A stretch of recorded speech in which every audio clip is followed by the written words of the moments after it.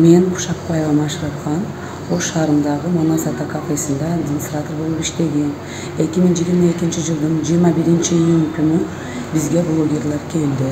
Ошондо блогер менен сөз талашып мен оозумдан ушундай сөз чыкты. Бирок ал сөз блогер менен сүйлөшкөндө болду. Ал сөз эл үчүн эмес.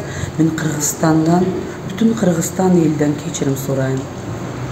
Дагы бир жолу Кыргызстан элимден мен кечирим сурайм. Мен ушул жакта төрөлүп, ушул жакта чоңойгонмун.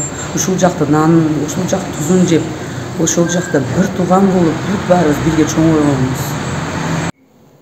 Hurmatlı Kırgızstandық elder, men Manas Ata'nın egesi Gulamov Bahtiyar Nematiç bolom. Bizdin kafede kiçkineke düşünmoqçiler bolup, bizde şu administrator kız kiçkine nevri kötü alıyor. Bu kızım kiçkine notar sözleri söylep koyuptur. Bu kızımı men işten getirdim. Sizler elderden, bütün Kırgızstandық elderden men keçirim sorayım. Hayra bunda işler bolboyt. Biz şu kızımın nevrini kötü alıyoruz.